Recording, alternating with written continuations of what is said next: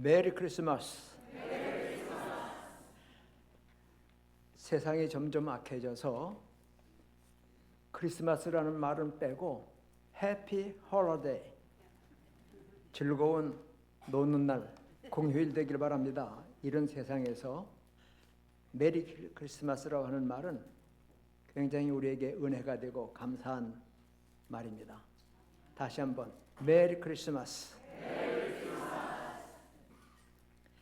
오늘 묵상 기도할 때 우리 목사님께서 요한복음 4장 24절을 읽으셨습니다. 하나님은 영이시니, 영은 인간의 눈에 보이지 않습니다. 만져지지도 않습니다. 하나님께서 자기 형상, 곧 하나님의 영을 따라서 인간을 만드셨어요. 우리가 우리 모양, 곧 우리 형상대로 사람을 만들자. 그래서 사람 안에 하나님의 영혼이 와 있어요. 그래서 우리 인간들은 몸만 아니라 영이 있고 혼이 있습니다. 다른 동물들은 혼은 있어요. 깨닫고 느끼고 기억하고 혼이 하는 일인데 영이 없기 때문에 영이신 하나님과 교제할 수 있는, 예배할 수 있는 것은 인간만이 갖는 유일한 특권입니다. 그런데 이 영은 안 보여요. 그래서 사람 몸속에 영이 어디 있나 아무리 해봐도 눈에 보이는 게 아닙니다. 그런데 구약에서 하나님께서 자기 자신을 사람들이 볼 수 있게 나타내신 적이 있어요. 창세기 18장에 보면 날이 더울 때 아브라함이 장막 문 앞에 상수리 나무 밑에 그늘에서 쉬고 있는데 갑자기 맞은편에 세 사람이 나타났다고 기록되어 있습니다. 사람의 모양으로 하나님이 자신을 보여주실 때가 가끔 있었어요. 이것을 신학적으로는 현현이라고 부릅니다. manifestation, 자신을 나타내 보이신다. 그런데 신약에서는 하나님이 직접 몸을 입고 인간 되어 땅에 오셨습니다. 이게 바로 오늘 본문 말씀입니다. 태초에 계셨던 말씀, 요한복음 1장 1절에 태초란 말이 나오는데 창세기를 여는, 아니 성경 전체를 여는 열쇠 같은 게 바로 창세기 1장 1절인데 거기도 태초란 말이 나와요. 다 외우시죠? 창세기 1장 1절 같이 한번 외워볼까요? 태초에 하나님이 천지를 창조하시니라. 태초, 창세기 1장 1절의 태초는 세상이 만들어지는 시점, 시간이 시작되는 시점, 그 태초지만 요한복음 1장 1절의 태초는 영원 전, 끝도 없는 영원 전부터 말씀이 계셨다. 그런데 이 말씀이 하나님과 함께 계셨다. 그런데 이 말씀은 곧 하나님이시다. 요한복음 1장 1절입니다. 14절에 와서 이 말씀이 사람이 되어 그랬어요. 말씀이 육신을 입었는데 육신을 입는 것이지 사람이 되어버리는 게 아니에요. 무슨 말이냐 하면 하나님이신, 말씀이신 영원전부터 계셨던 분이 포기하고 없어지고 사람이 되어버린 게 아니라 말씀이, 영원하신 하나님이 육신을 입으신 겁니다. 그리고 인간의 모양으로 세상에 태어나셨는데 이걸 성육신, 인카네이션이라고 불러요. 하나님의 약속이 이루어진 겁니다. 아담 하와가 하나님 명령을 어기고 거마신 열매를 먹었어요. 거짓의 아비 사탄에게 속았습니다. 오늘날도 이 세상에 미혹하는 영들이 많은 사람들을 미혹해서 진리가 아닌 거짓의 귀를 기울이게 하고 자기 욕심을 따라서 세상을 나가는 사람들이 얼마나 많은지 몰라요. 그런데 하나님께서는 거짓의 아비인 사탄을 멸할, 죄와 사망에서 구원할 구주를 보내심하고 아담 하와에게 범죄 현장에서 말씀하셨어요. 그들이 그 마신 열매를 먹고 부끄러움 가운데 두려움 속에서 나무 그늘에 숨어 있을 때 하나님이 찾아오셨습니다. 마찬가지로 지금 죄악의 어두운 세상에 몸을 입고 하나님이 찾아오신 게 바로 성탄이에요. 이게 인카네이션, 성육신이에요. 이 약속은 하나님이 범죄 현장인 에덴에서 아담과 하와에게 하신 약속입니다. 내가 너와 여자 사이에 원수가 되게 하고 뱀에게 사탄에게 하시는 하나님의 선고입니다. 그리고 내 자손과 여자의 자손 사이에도 원수가 되게 할 것이다. 그러나 여자의 후손은 내 머리를 상하게 할 것이요 너는 그의 발꿈치를 상하게 할 것이라. 창세기 3장 15절에서 여자의 후손을 보내사 뱀, 사탄을 정복하실 구주를 보내심하고 하나님이 약속하셨어요. 이 약속이 드디어 이루어진 것이 바로 성탄인데 예수님 나시기 700년 전에 이사야 선지자를 통해서 다시 한번 약속을 해주셨습니다. 그러므로 주께서 친히 징조를 너에게 주실 것이다. 보라, 처녀가 창세기 3장 15절에서는 여자의 몸에서 날 후손이라고 했는데 조금 더 처녀가 잉태하여 아들을 낳을 것이요 그의 이름은 임마누엘, 임마누엘, 하나님이 우리와 함께 계시다. 이게 임마누엘이에요. 말씀이 육신이 되어 육신을 입으신 겁니다. 말씀은 말씀대로 계시고 육신을 입으셨기에 땅에 오신 예수님은 God man, 신인, 미안합니다. 하나님과 동시에 사람이에요.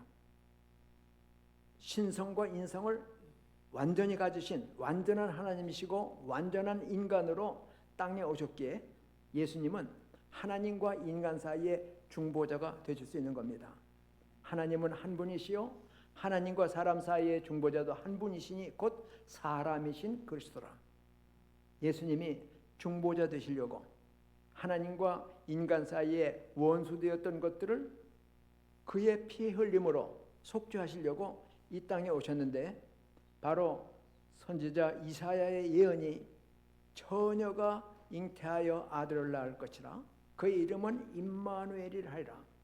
오늘 본문 말씀에 말씀이 육신이 되어 우리 가운데 거하심에 했는데 거하신다고 하는 말이 원어적인 의미로는 천막을 친다 그런 말이에요. 거기서 산다 그런 말이에요. 말씀이 육신이 되어 우리 가운데 천막을 치고 함께 계신다. 그래서 임마누엘, God with us, 하나님이 우리와 함께 하신다. 육체를 입고 주님이 땅에 오셨습니다. 그런데 예수님이 이렇게 땅에 오신 것은 구원하시기 위하여 오신 겁니다. 창세기 18장에서 사람의 모양으로 나타나신 하나님께서는 아브라함에게 죄악의 땅, 소돔 고모라, 성적으로 타락했고 특히 동성애가 심했던 그곳에 심판하러 가시면서 내가 아브라함에게 나의 하려는 일을 감추겠느냐? 그리고 지금 소돔을 멸하러 간다. 사람 몸으로 나타나신 하나님은 멸망시키시러 심판시키러 오셨지만 오늘 본문에서 인간의 몸을 입고 오신 하나님은 구원하러 오신 거예요. 그래서 3장 17절 요한복음에 보면 하나님이 그 아들을 세상에 보내신 것은 심판하시려 함이 아니에요. 심판은 다시 오시는 재림 예수님이 심판하러 오십니다. 죄악에 물든 욕심을 따라 산 사탄을 따라 산 사람들에게 심판하러 재림하시지만은 육신을 입고 오신 것은 심판을 위해서가 아니다. 오히려 그로 말미암아 세상이 구원을 받게 하려고 하나님께서 예수님을 보내셨습니다. 그러니까 예수님은 우리의 구원자로 오셨어요. 구약에 보면 죄 지은 사람이 죄를 생각하면 기억나면 하나님 앞에 가서 죄 용서함을 받아야 되는데 그 방법이 바로 제사, 희생제사입니다. 흠없는 양과 소 또는 비둘기 가난한 사람은 가지고 제사장 앞에 갑니다. 가서 자기가 준비한 흠없는 제물 위에 손을 얹고 죄인이 죄를 자백합니다. 내가 이러이러하게 하나님의 말씀을 어겼고 내가 죄를 지었습니다. 제물의 머리에 손을 얹고 내 죄를 자백하면 이 죄가 제물에게 넘어가는 것으로 하나님은 간주하셔요. 그리고 헌제자, 죄 지은 사람, 이 제물을 준비한 사람이 잡습니다. 피를 흘리며 죽어갑니다. 피는 생명입니다. 죄값은 죽음인데 내가 죽어야 할 그 자리에서 이 제물이 피 흘려 죽어가므로 제사장은 그 피를 제단에 뿌리며 피는 죄를 속하니 이 제물이 죽은 것은 곧 너의 죽을 대신 대속의 희생이다. 피를 뿌리면 내 죄는 사함받았다. 이게 구약의 속죄 제도인데 신약에서는 하나님께서 직접 제물을 준비하십니다. 죄인이 준비해야 되는데 하나님이 준비하셨어요. 예수님이 30살 되었을 때 유대 광야로 오시니까 예수님을 보고 세례 요한, 예수님의 선구자가 예수님을 소개하기를 보라. 세상 죄를 지고 가는 하나님의 어린 양이로다.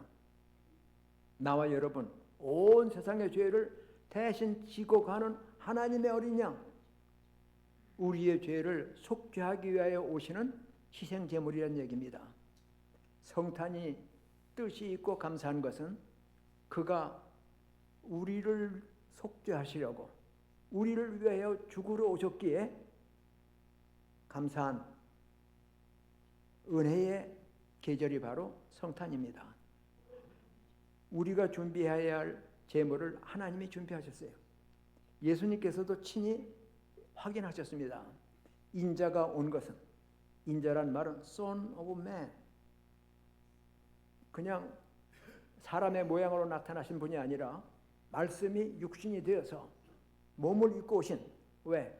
영은 죽을 수 없게 죽음으로 죽음의 곳에 잡은 자 마귀를 정복하시기 위해서 육체를 입고 죽을 수 있는 육체를 입고 오신 분이기 때문에 나는 하나님이시니까 당연히 높임을 받고 섬김을 받을 수 있지만 인자는 섬기러 온 것이 아니다. 섬김을 받으려 온 것이 아니다.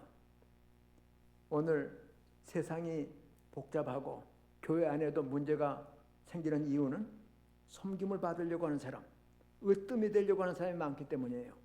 내 말 들어라. 내가 제일 교회 오래 다녔고 내가 헌금 제일 많이 하고 내가 기도 제일 열심히 하니까 자기를 내세우려고 할 때 문제가 생기고 내가 섬김을 받고 인정을 받으려고 하는 것 때문에 복잡하고 시끄러워져요. 예수님은 나는 섬기려 왔다. 섬기는 사람이 바로 지도자입니다. 큰 사람입니다. 뿐만 아니라 자기 목숨을 많은 사람의 대속물로 주려 왔다. 하나님의 어린 양이라고 세례 요한이 소개한 그대로 내 목숨을 많은 사람의 대속물로 죽어야 될 그 사람 대신에 죽어주시기 위해서 그 목숨이 있는 생명이 있는 인간의 몸을 입고 오신 겁니다. 우리 모두는 길 잃은 양 같았습니다. 제가 복스카운트 교회 담임 목사님이 좋은 분이 오시길 위해서 기도하면서 하나님이 피 흘려 사신 양무리들인데 이들을 인도하실 담임 목사님, 물론 부목사님들도 여러분 계시고 전도사님 계시고 또 장로님들 또 열심히 여러 부분에서 섬기는 분들 계시지만은 그러나 담임 목사님, 배의 선장 같은 분이 안 계시니까 좋은 분 오셨으면 하는 기도를 합니다. 대한민국을 돌아볼 때도 대통령은 있지만 지금 야당의 탄핵 결의안 때문에 손발이 묶은 것처럼 일을 하지 못하고 대통령 부재 상태예요. 참 마음이 아픕니다. 어서 잘못이, 거짓이 만천하에 드러나서 정의로운 나라가 이루어지기를 기도합니다. 이 세상에서도 예수님이 오시기 전까지는 바로 이사야서 53장 6절에 보니까 우리는 모든 사람은 다 양 같아서 양은 어떤 동물입니까? 방향 감각이 없어요. 소나 말이나 개는 자기 집 다 찾아갑니다. 그러니까 소떼를 몰 때는 뒤에서 몰면 집 찾아가요. 그러나 양은 방향 감각이 없어서 뒤에서 몰면 지 마음대로 다 가버려. 그러니까 예수님께서 요한복음 10장에서 나는 선한 목자라, 내가 내 양을 하나하나 이름을 불러 이끌어내고 앞서가면 예수님이 앞서가시는 거예요. 양들이 내 음성을 알므로 따라온다. 앞서 인도해 주시는 예수님이 이 땅에 오실 때 보니까 우리는 다 양 같아서 각기 제 길로 갔거늘 지소견대로 사는 거예요. 죄악의 길, 멸망의 길인지도 모르고 가는 거예요. 그러나 여호와께서는 우리 모두의 죄악을 그에게 담당시키셨도다. 예수님은 우리 모두의 죄를 담당하시기 위해서 자기 목숨을 죄를 위한 속죄제물로 바치시기 위해서 태어나셨기에 우리는 엄청난 선물을 받는 겁니다. 감당할 수 없는, 우리같이 부족하고 연약하고 공로 없는 우리들에게 값없이 공로 없이 엄청난 선물 주신 게 바로 성탄, 하나님이 세상을 이처럼 사랑하사 독생자를, 하나밖에 없는 아들을 우리 위해 보내주신 겁니다. 그런데 이 선물은 순종하는 사람을 통해서 주어졌습니다. 바로 마리아입니다. 마리아는 나사렛 동네에 사는 처녀입니다. 요셉이라고 하는 청년과 약혼한 사이입니다. 히브리적인 전통에서는 약혼하면 아내와 남편으로서의 법적 의무가 생겨요. 결혼하기 전이니까 동거는 안 하지만은 아내로 남편으로서의 책임이 있어요. 그리고 1년 동안 자기 집에서 결혼을 위해서 몸도 마음도 준비하는 그러한 기간인데, 그때 하나님의 전령인 가브리엘 천사가 마리아에게 찾아와서 하나님께 은혜를 받은 자요. 깜짝 놀랐어요. 하나님께 은혜 받은 자 되시기를 축원합니다. 마리아가 무슨 인사가 그렇습니까? 그랬더니 하나님의 능력이 너를 덮으시리니 내가 아들을 낳을 것이다. 깜짝 놀랐어요. 예? 저는 아직 약혼 중입니다. 사내를 모릅니다. 그 말은 처녀, 이름만 처녀가 아니라 동정녀, 우리말로 얘기하면 수처녀, 남자를 모르는, 왜 동정녀의 몸에서 났을까? 우리 인간들은 아담 이후에 모든 사람이 죄인입니다.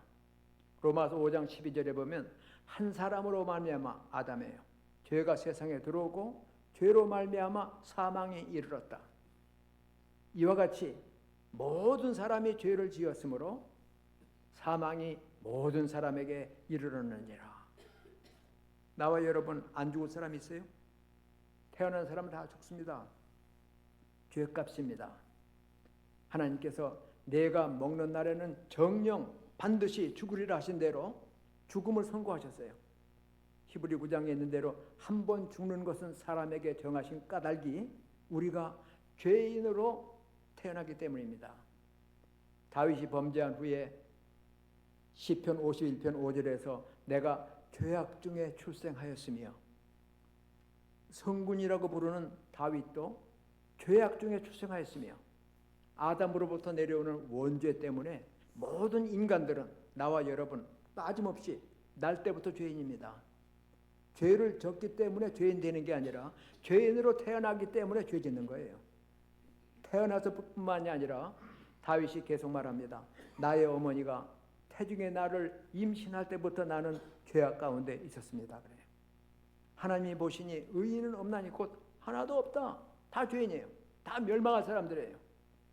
그런데 이 죄인들을 구원하시기 위해서 흠없는 몸, 영혼은 있지만 흠없는 영혼, 우리 모든 인간들은 죄로 오염된 영혼을 가지고 태어나지만 깨끗한 몸으로 오시기 위해서 아버지가 아니라 어머니의 몸을 통해서만, 동정녀의 몸에서 우리 사도신경을 고백하듯이 성령으로 잉태하사 동정녀 마리아에게 낳으신 이유가 죄 없는 허물 없는 깨끗한 제물 되시기 위하여 세상에 오신 것인데, 마리아는 그 말을 듣고 당황했습니다.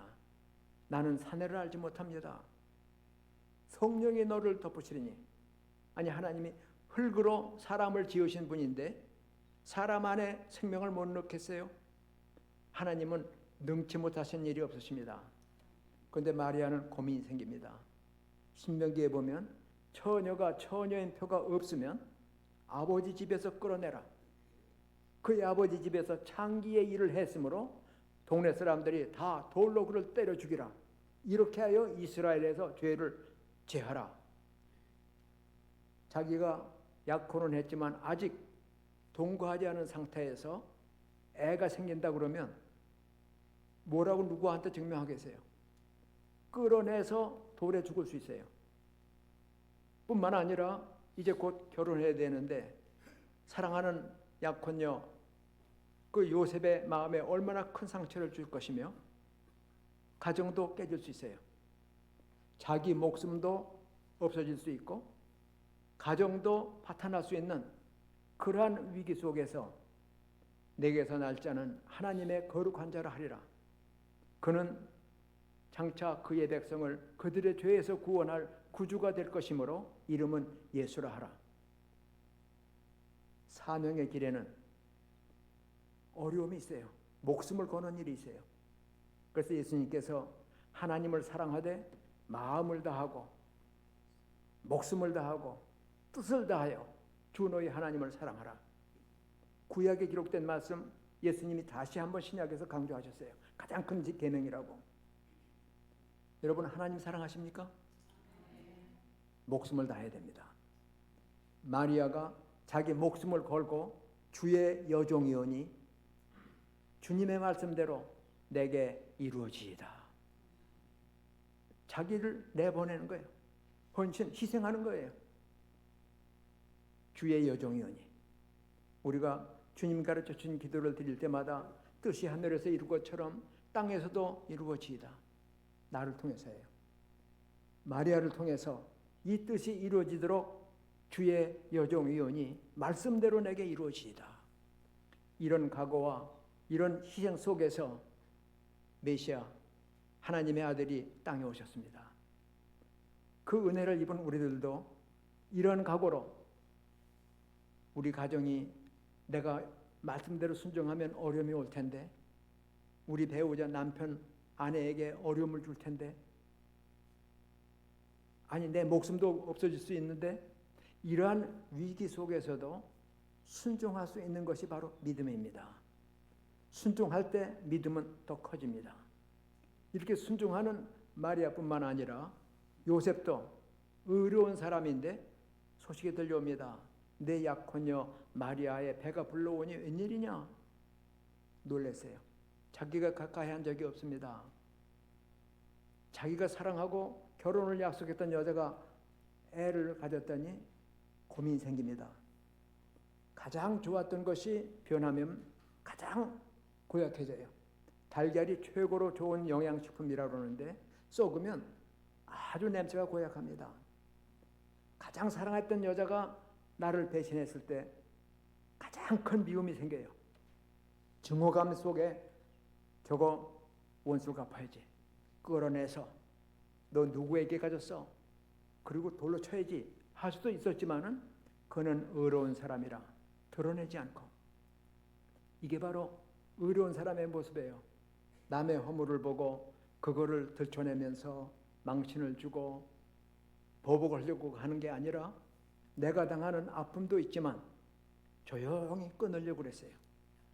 이게 바로 의로운 사람의 모습입니다.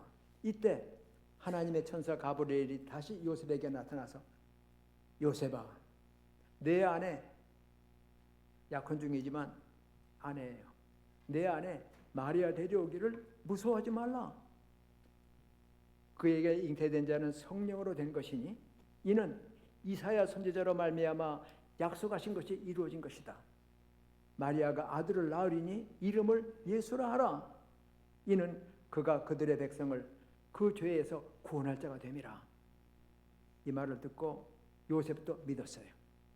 믿었기에 순종합니다. 순종하니까 믿음이 커집니다. 마리아를 데려왔어요. 그리고는 아이를 낳기까지 동침치 않았어요. 그 안에 하나님의 아들이 태중에 있기 때문이에요. 그때 마침 로마 황제가 모든 식민지에게 호족하라, 세금을 걷기 위해서, 군대 뽑기 위해서 호족하라 하니까 요셉은 유다 자손입니다. 다윗의 후손입니다. 그래서 다윗의 동네 베들레헴으로 호족하러 가는 동안에 아내 임신한 만삭의 아내를 데리고 베들레헴에 갔어요. 베들레헴, 그 말은 떡집 그런 말이에요. 벳집이란 말이에요. 레헴, 떡이란 말이에요. 벳레헴, 떡집. 떡집에서 우리를 위하여 자신의 살을 생명의 양식으로 주실 떡, 생명의 떡이신 예수님이 태어나셨어요. 이렇게 주님이 이 세상에 오셨는데 이 소식을 제일 먼저 들은 사람들이 목자들입니다. 목자들이 그 지역에서 양을 칩니다. 그런데 이 목자들은 주인이 아니에요. 물론 주인이 양을 치는 경우도 있지만 대부분은 주인들은 도시에 살고 임금을 받으면서 양을 치는 목자들, 그게 요한복음 10장 예수님의 말씀에 따르면 삭군이에요. 삭을 받고 양을 치는 목자들. 그런데 여름에는 더위를 무릅써야 되고 겨울에는 추위를 무릅써야 되고 자기들이 임금을 받지만 늘 불평이 있어서 우리가 이렇게 고생하는데 주인은 편안히 지내면서 그러면 양의 젖을 몰래 짜서 팔기도 하고 양 새끼 태어나면 몰래 갖다 팔기도 해요. 그래서 그 당시에 목자는 죄인의 대명사처럼 불렸어요.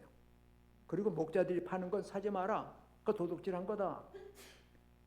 이 목자들 천대받고 고생하는 그들에게 제일 먼저 성탄 소식이 전해졌어요. 온 백성에게, 만 백성에게 미칠 큰 기쁨의 좋은 소식을 전한다. 좋은 소식. 원어로 보면 유앙겔리온 그랬어요. 유란 말은 좋다 하는 말이고 앙겔리온 소식이란 말이에요. 굿 뉴스, 좋은 소식, 복음입니다. 내가 복음을 전하러 왔다. 오늘날 다윗의 동네에 너희를 위하여 구주가 나셨으니 곧 그리스도 예수라. 그가 강보에 쌓여 구유에 누웠으니 이것이 표다. 천사들의 말을 듣고 갔더니 구유에 강보에 쌓여서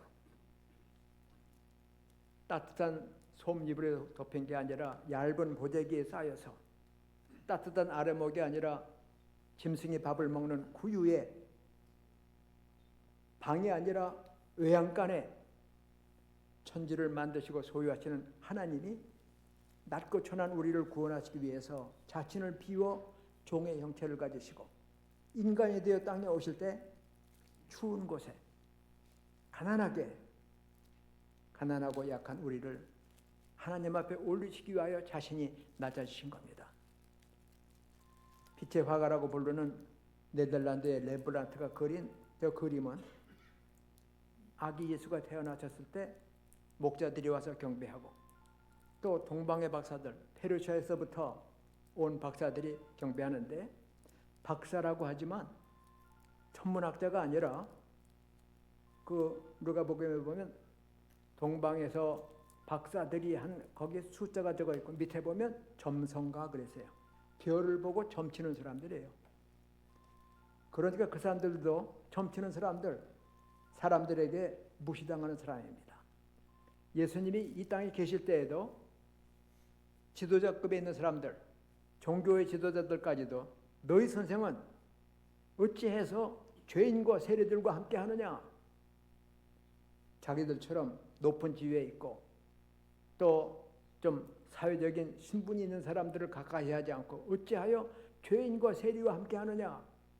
예수님께서는 나는 의인을 부르러 온 것이 아니라 죄인을 부르러 왔다.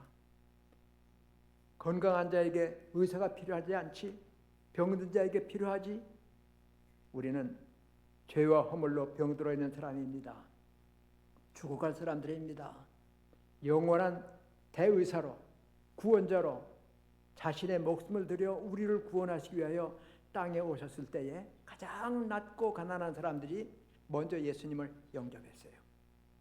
우리들도 예수님이 없었다면 내 욕심대로 세상의 풍속대로 살아가다가 영원한 멸망, 지옥에 떨어질 수밖에 없는데 예수님이 내가 죽을 자리에서 대신 죄의 짐을 짓고 죽으시고 대신 음부에 내려가셨기에 우리가 가야 할 지옥에 가셨기에 우리는 예수님의 말씀대로 나를 믿는 자는 영생을 얻었고 심판에 이르지 아니하나니 사망에서 생명으로 옮겨내니라. 할렐루야. 이런 은혜를 우리에게 주님이 주시기 위해서 땅에 오셨는데 이것은 모든 만 백성에게 미칠 큰 기쁨의 좋은 소식이라고 얘기를 했습니다. 누구든지 믿기만 하면, 영접하기만 하면 하나님의 자녀가 돼요. 우리가 예수님을, 이 땅에 오신 예수님을 맞이할 그때에 다 죄인들이었어요. 하나님이 세상을 이처럼 사랑하사 하는 세상이라고 하는 코스모스라고 하는 그 단어는 그 당시 죄로 물든 세상이에요.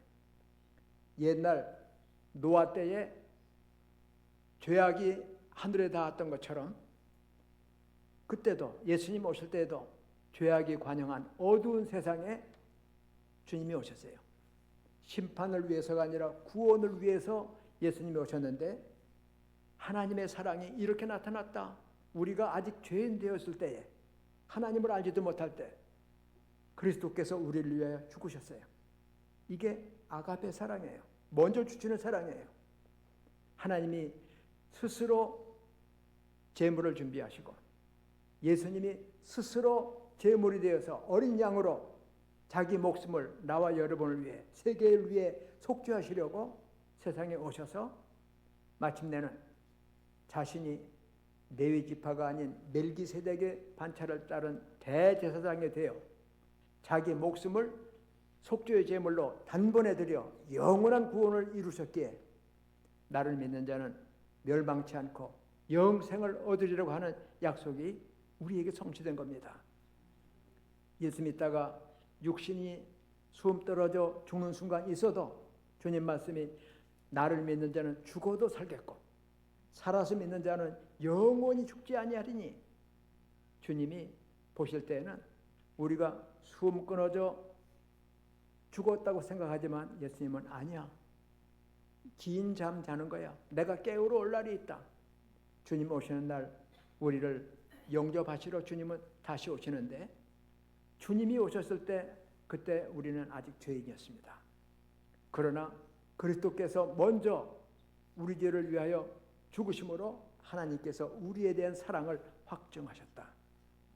우리는 이 사랑의 빚진 자들입니다. 이 사랑, 이 은혜를 무엇으로 보답할꼬? 마리아처럼 요셉처럼 순종하고 헌신하는 삶이 있어야 하겠습니다. 하나님의 자녀가 되는 비결은 누구든지 이 복음 듣고 예수님을 나의 구주로 영접하는, 내가 나를 볼 때 죄인입니다. 허물과 죄가 많습니다. 욕심을 따라 살았습니다. 하나님을 배반했습니다. 그러나 나를 위한 구주 하나님의 아들 독생자가 세상에 오셔서 나를 구원하시니 내가 주님을 나의 구주로 영접합니다. 그리고 그 이름을 믿는 자들에게는 하나님의 자녀가 되는 권세를 주십니다. 마귀의 자식들이 하나님의 자녀가 되는 권세는 예수님의 희생을 통해 하나님의 사랑을 통해 이루어진 것이고 성령의 감동을 통해 우리가 깨닫게 된 것입니다. 그러므로 우리는 이제 베드로처럼 신앙을 고백할 수 있어야 됩니다. 베드로가 고백합니다. 주는 그리스도라고. 예수님은 우리만 위할 뿐 아니라 예수님의 제자 가장 사랑받던 사도 요한이 기록하기를 그는 예수님은 우리를 위한 화목제물이다. 하나님과 원수가 되었던 우리를 화목하게 하시려고 스스로 제물이 되셨는데 우리만, 유대인만, 믿는 자만 위한 제물이 아니라 온 세상의 죄를 위한 제물. 세례 요한이 세상 죄를 지고 가는 하나님의 양이라고 한 것처럼 온 세상 그들을 다 우리는 전도의 대상으로 삼아야 됩니다. 베드로처럼 바른 신앙 고백을 한 다음 예수님이 3년 제자들을 가르치신 후에 사람들이 나를 누구라고 하지?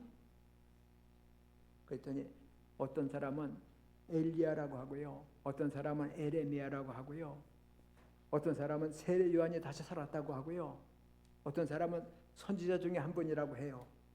각각 사람들이 예수님을 누구냐고 할 때 요즘도 물어보면 훌륭한 분이죠. 공자, 석가, 맹자, 예수 다 훌륭한 분입니다.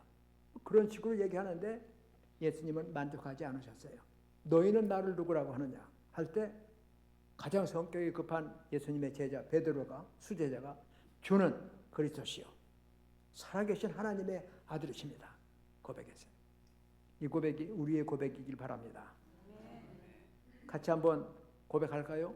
주는 그리스도시요 살아계신 하나님의 아들이십니다. 아멘. 그런데 예수님의 부활하신 날 다락방에 갔더니 10제자밖에 없어. 12제자를 뽑아셨는데 하나는 예수님을 배반하고 목매달아 죽고 가룟 유다. 11명이 남았는데 하나도 빠져서 그날 집회, 전적 집회. 그러니까 전적 집회 안 오면 문제가 생기더라고. 도마가 안 나왔어요. 예수님이 그날 오셨어요.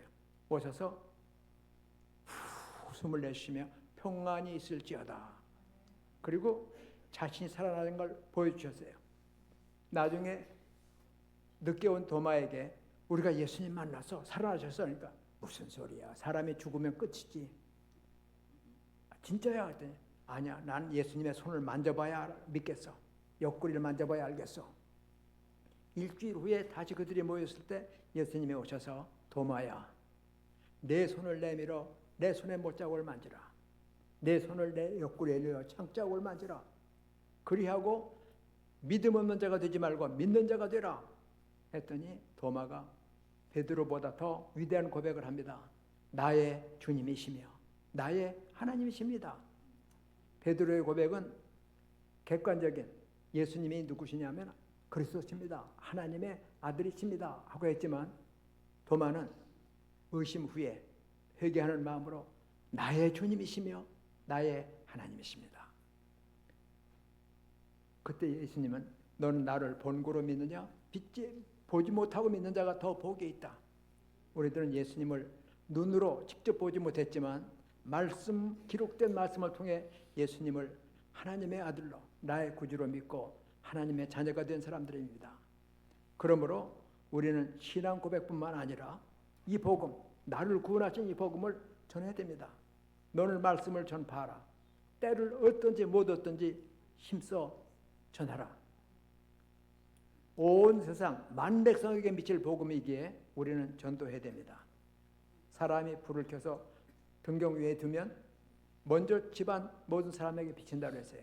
우리 가족 중에 가까운 친구 이웃 중에 믿지 않는 사람이 있으면 그들부터 복음을 전해야 됩니다. 그리고 땅끝까지 이르러 내 정인대로 하셨으니까 선교해야 됩니다. 몸으로, 물질로, 기도로 우리가 이 복음 전하는 일에 힘쓰라. 때를 얻든지 못 얻든지 힘쓰라. 그러면서 이제 우리는 성경의 수많은 예언 중에 하나 아직 이루어지지 않은 것, 내가 다시 오리라. 재림의 주님이 다시 오십니다. 부활하신 몸, 살과 뼈는 있으시지만 부활하신 다음에는 시간과 공간을 초월하는 썩지 않는 몸. 그래서 부활장이라고 부르는 고린도전서 15장에 보면 우리가 지금 가진 이 몸은 흙에서 온 몸이지만 장차 하늘의 몸으로 바뀔 것이다. 우리의 이 몸은 죽을 몸이지만 죽지 않는 몸으로 바뀔 것이다. 지금 우리의 이 몸은 욕된 몸이지만 병들기도 하고 아프기도 하고 자꾸 약해지기도 하고 이런 그 약한 몸이지만 강한 몸을 입을 때가 있다. 주님 오실 때 죽은 자들은 부활의 몸으로, 그때까지 살아있는 사람은 예수님의 부활의 몸처럼 변화됨으로 하늘의 몸을 입고 주님을 영접하고 주님이 준비하신 영원한 나라의 영접을 받게 될 것입니다. 다시 오시는 주님은 피 흘려 구원하신 우리들을 하나님의 나라로 인도하시기 위하여 오시고 뿐만 아니라 죄악의 세상을 심판하러 오십니다.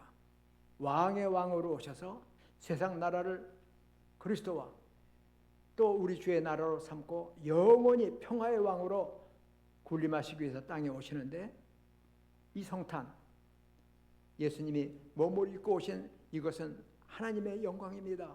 우리가 그의 영광을 보니 아버지의 독생자의 영광이요 은혜와 진리가 충만하더라.